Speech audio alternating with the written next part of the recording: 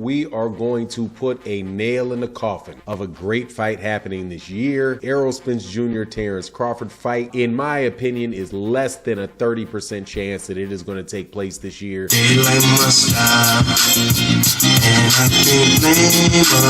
What's good, everybody?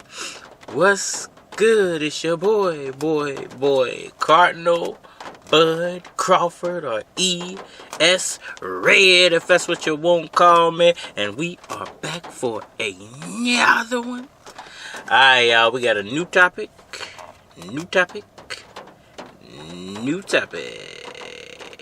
ERROL Spence versus Terence Crawford delayed, unlikely for 2022. Venues, dry, self-promotion. Alright, y'all. So, I've been saying for a while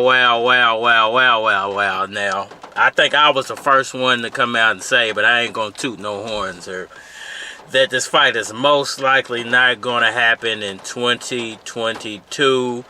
And it was a lot of reasoning going into that, and a lot of people didn't listen to me, but it is what it is. But more people are now coming out with the same message or the same energy, saying the same thing I've been saying for like the past 3 or 4 months, is that this fight doesn't seem likely for this year. The money doesn't seem to be there. Terence Crawford doesn't want to sign off on what is available. There were too many other super fights in this year.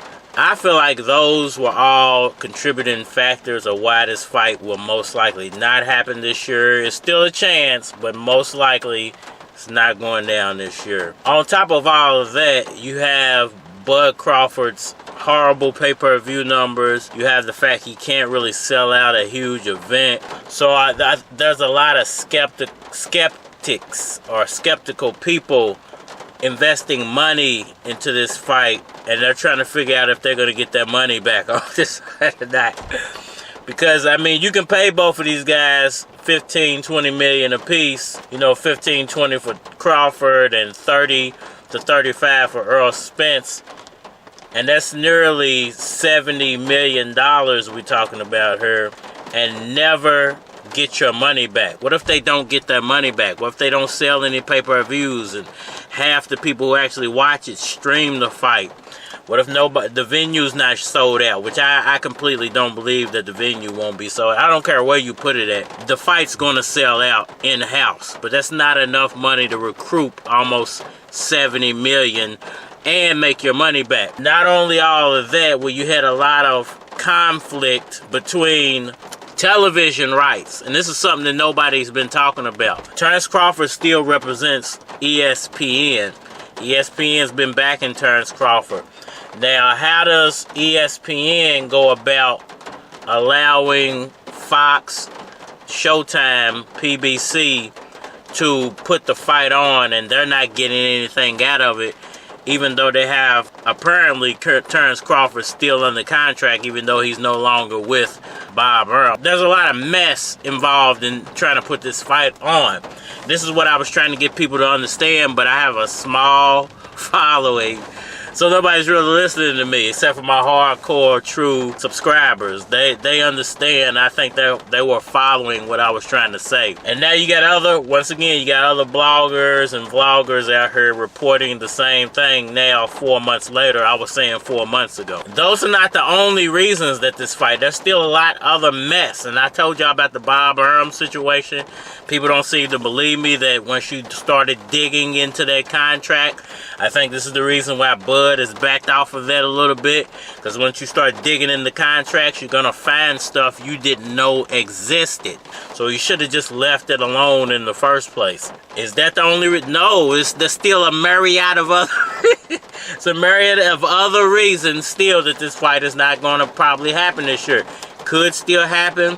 More than likely won't happen this year, but there's still a small possibility. On top of all of that, you have Terence Crawford now representing himself, self-promotion, being his own promoter, which I don't know how that you know, is going to work itself out or resolve itself, or, you know, how he plans on this working out for him. I'm starting to believe that Terence Crawford is holding out for a new contract with someone and doesn't want to sign off on the Errol Spence fight until he gets a new contract with another promotional company, or that he signs some type of multi-fight deal with another promotional company.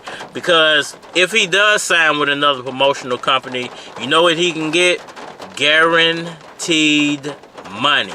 So he can get a check from PBC for making the fight. He can get a check from his new promoter for helping make the fight, and he can get some of that back end money. So I mean, there's a lot of stuff that is monkeying up this fight from actually happening.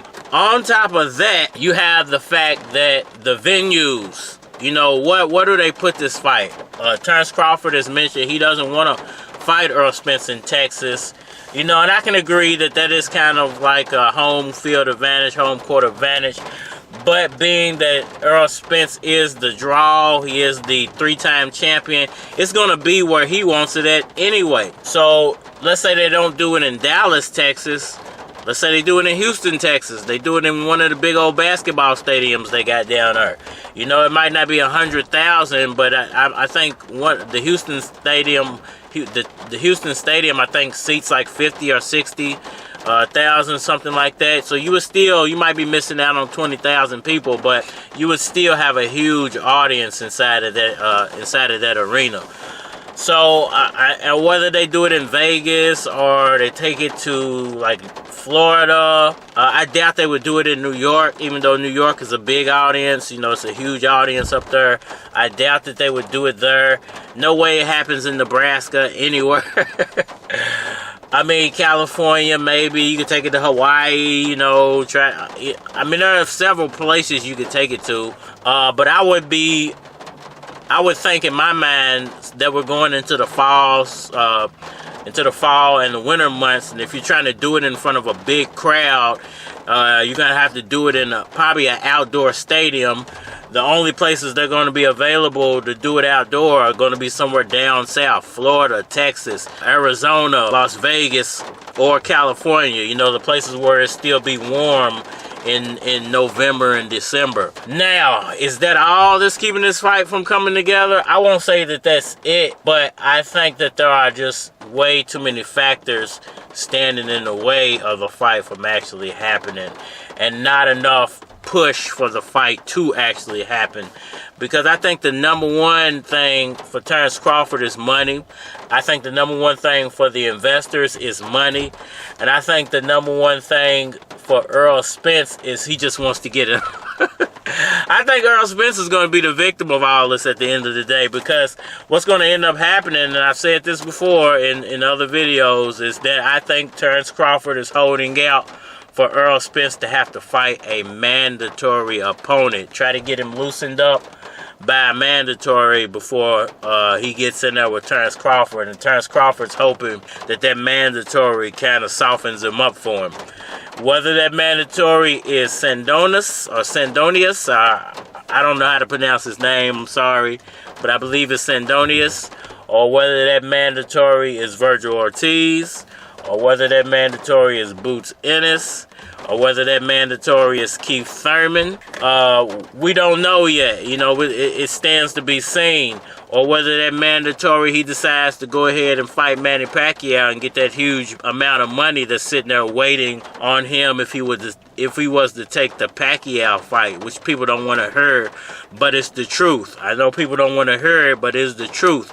He could make a huge amount of money, avoid all of those mandatories and Keith Thurman, and fight Manny Pacquiao, have things just move along. You know, whether he wins or loses versus Pacquiao, I know the majority of people are going to say he beats Pacquiao, but that would stall things out until next year. Give him a chance to try to renegotiate with Terence Crawford. Let me know what y'all think about all of that down in the comment section below. Hit that like button for me. Share. Subscribe. Tell a friend. Holler at me on all social media platforms. Facebook, Instagram, YouTube. But you're more likely to get a response on the tube. So holler at me over there if you want a response. It's your boy Cardinal Bud Crawford, or E.S. Red, if that's what you want to call me. And we are... I went from Shawn to Westport Road, selling my shit and my shit sold.